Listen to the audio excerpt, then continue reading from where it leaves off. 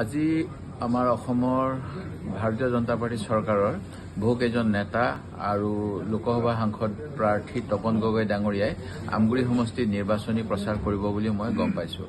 আপোনালোকে সকলোৱে জানে যে আমগুৰি সমষ্টি শেহতীয়া ডিলিমিটেশ্যনৰ ফলত নাজিৰা আৰু শিৱসাগৰত চামিল হ'ল।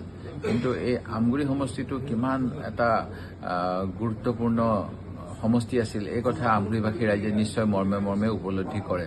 কাৰণ ইয়াত এসময়ত অসমৰ মুখ্যমন্ত্ৰীক পৰাস্ত কৰিছিল বিমলা প্ৰসাদ চলিহা ডাঙৰীয়াক খগেন বৰুৱা ডাঙৰীয়া। ঠিক তেনেকৈ স্বাধীনতা সংগ্ৰামী চলিহা ডাঙৰীয়া বা তাৰ পৰৱৰ্তী সময়ত আমাৰ অন্যান্য মুক্তিযোদ্ধা ৰবীন কাকতিয়ে তেখেত আমগুৰিৰ বাসিন্দা আছিল আৰু আমগুৰিক প্ৰতিনিধিত্ব কৰিছিল।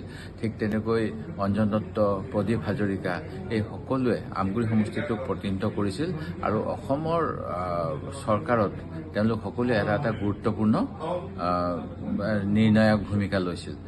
এতিয়া কথাটো হ'ল যে আমগুৰি সমষ্টিটোৰ পৰা খগেন বৰবৰুৱা ডাঙৰীয়া যিজন বিদ্ৰোহী নেতা তেখেতেও দুবাৰকৈ প্ৰতিনিধিত্ব কৰিছিল। অৰ্থাৎ আমগুৰি সমষ্টিবাসী ৰাইজে নিজৰ স্বাভিমান আৰু নিজৰ অঞ্চলটোক লৈ গৌৰৱ কৰে। কিন্তু এই সমষ্টিটো এইবাৰ সমষ্টি পুনৰ্নিৰ্ধাৰণৰ সময়ত বিজেপি চৰকাৰে ৰাইজৰ প্ৰবল বাধা স্বত্বেও নাইকিয়া কৰি দিলে।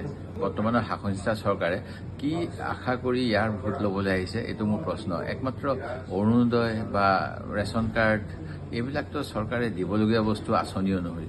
এইবিলাক লৈ জানো আমগুৰিৰ মানুহৰ মন কিনিব পাৰিব? মোৰ এইটো প্ৰশ্ন। আৰু মই ভাবোঁ তেওঁলোকে যেনেধৰণেৰে যোৱা সময়ছোৱাত অসমৰ ৰাইজক প্ৰবঞ্চনা কৰিছে জাতি মাটি ভেটি ৰক্ষাৰ নামত, এইখিনি কথাও তেখেতসকলে আজি স্পষ্টীকৰণ দিব।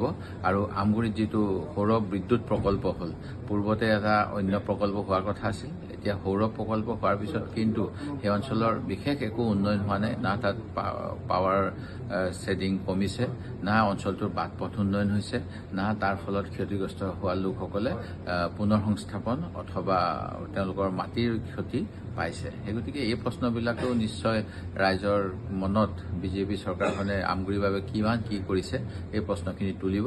মই আমগুৰিবাসীক ভোটদানৰ সময়ত অসমৰ স্বাৰ্থত ভোট দিবলৈ আহ্বান জনাইছোঁ।